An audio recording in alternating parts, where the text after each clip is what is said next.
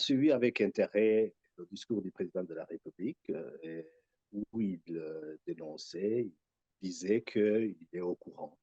Il sait qu'il y a des gens qui pillent le denier public, qu'il y a des gens qui sont corrompus et des corrupteurs. Ça, c'est un langage, c'est un discours qu'on n'a pas l'habitude d'entendre de la part d'une si haute autorité du pays. Ça, c'est une chose, ça, c'est une très bonne chose. Mais là où le bas blesse, hein, c'est que euh, il avait commencé très bien son discours en disant qu'il y a des voleurs, il y a des gens qui pillent le pays, mais là, il a fait une chute, c'est qu'il a dit que les gens qui avaient pillé le pays, les gens qui ont reçu la corruption, qui ont beaucoup d'argent à la maison, il a dit qu'il y a un compte ouvert à la Banque centrale et que ces gens peuvent aller déposer de l'argent, faire le dépôt d'argent sur son compte et d'une façon anonyme. Là, c'est là où se trouve toute la nuance. Quand il dit que c'est d'une façon anonyme et que ces gens, Dieu saura que ces gens ont quand même remboursé ce qu'ils ont volé. Là, il mélange les deux choses parce que aucun pays ne se régit sur la parole divine. La parole divine peut nous aider à, à faire du bien, peut nous faire vraiment une base réelle, mais les autorités publiques, les autorités gouvernementales, comme le président de la République, a d'autres outils, à la justice, il a d'autres outils pour pouvoir punir, poursuivre et punir ces gens qui pillent le pays, qui sont des corrupteurs ou des corrompus. Il ne peut pas se limiter à ce que Dieu va punir et Dieu verra qui a remboursé ou pas. Non, non, non. Le pays doit se gérer d'une façon beaucoup plus correcte possible et de cette manière-là, il y a un minimum de justice qui doit s'exercer. Il y a un minimum de justice qui doit s'exercer parce que, comme on le disait, ben, il y a des gens, le président de la République ne peut pas être peut-être poursuivi par la justice, mais quand il y a une volonté politique, cette justice qui, pour moi, devrait être libre, la justice burundaise n'est pas libre pour le moment, n'est pas en mesure d'exercer et de lire le droit, de dire le droit. Et la justice devrait vraiment trancher et punir ces gens qui pillent au grand jour le denier public. Il a donné même des exemples.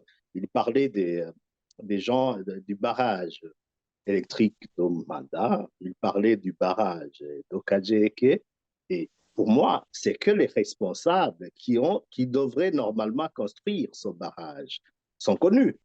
Quand ces responsables sont connus, mais à la justice de faire son travail, au président de la République de donner des instructions nécessaires pour que des institutions publiques se chargent de la question, parce qu'il y a des responsables qui étaient chargés de construire ces barrages, qui sont toujours libres, et qui, voilà, euh, cela raconte. Donc, ces gens doivent être traduits devant la justice et la justice doit faire son travail. Il doit utiliser les outils qui, est à son pouvoir, qui sont à son pouvoir pour aider le pays à sortir de ce problème de corruption. Sinon, hein, on peut vraiment avoir de beaux discours. Il tient de beaux discours qui peuvent inspirer l'espoir, mais sans les actes concrets, sans vraiment montrer l'exemple en punissant ces responsables de corruption, ces gens qui normalement sont là pour servir le pays, mais qui s'enrichissent. Mais là, il y a un désespoir. C'est vraiment les Burundais se trouvent de plus en plus pauvres et ne voient pas le bout du tunnel. On a l'impression très fréquemment que le président de la République, tout en disant qu'il a été juriste, ne saisit pas l'importance de la justice dans un pays quel qu'il soit, et même dans une organisation quelle qu'elle soit, les règles du jeu, l'arbitrage pour désamorcer les conflits, pour gérer les conflits.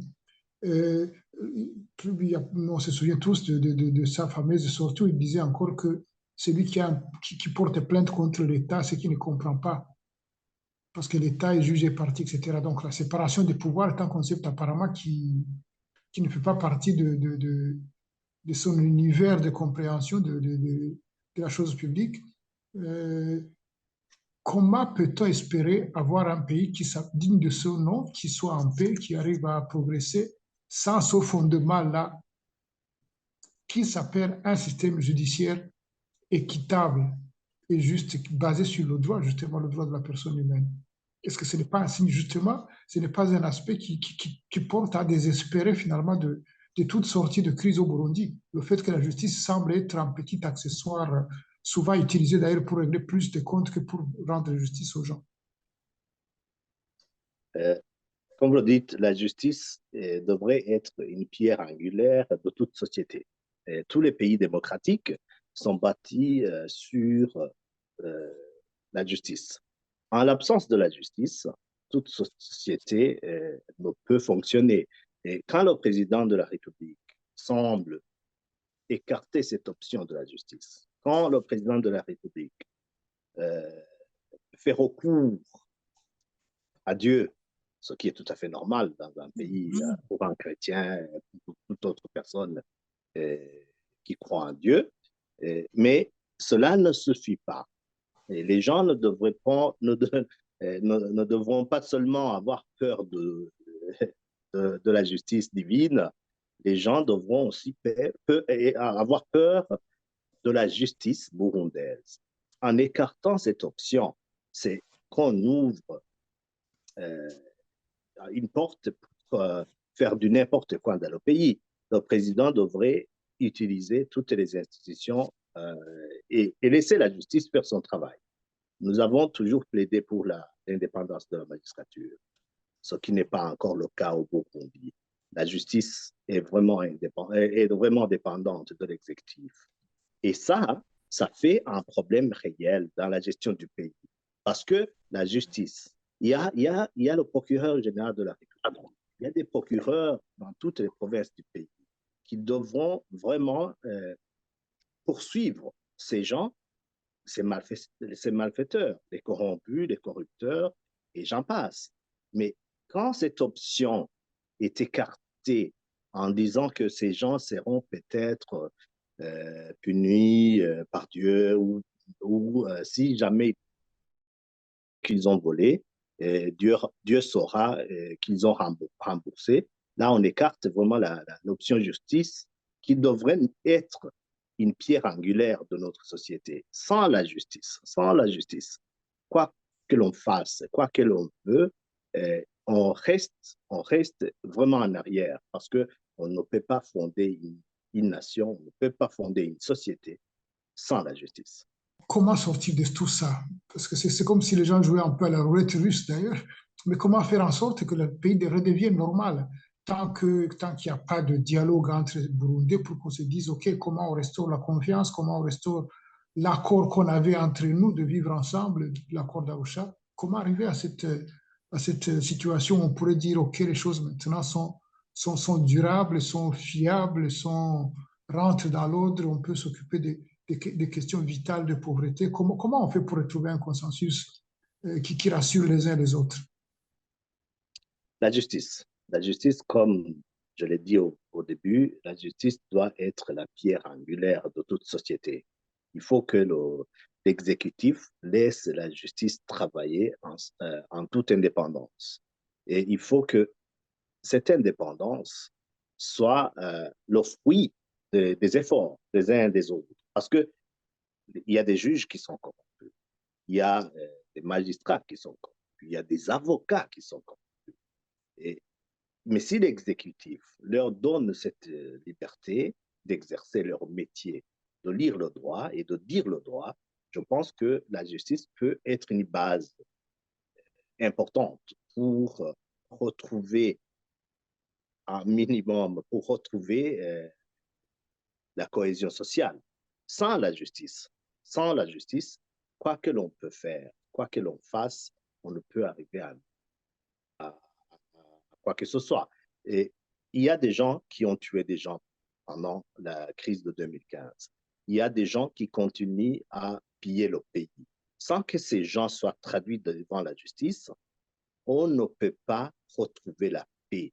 Et il y a aussi une autre chose. La dernière chose, c'est que les Burundais avaient eu un dialogue et ils ont abouti sur des accords d'Arusha, lesquels accords d'Arusha sont foulés aux pieds euh, par le gouvernement du Burundi. Là, il faut vraiment qu'on fasse tout pour retrouver, euh, pour retrouver les accords d'Arusha et nous conformer à ces accords, lesquels accords avaient quand même permis en espoir un petit changement au pays, même si ça n'a pas duré. Il faut que l'on fasse tout pour retrouver ces accords et pour nous conformer à ces accords. Parce que sans le faire, on risque de retourner trop en arrière.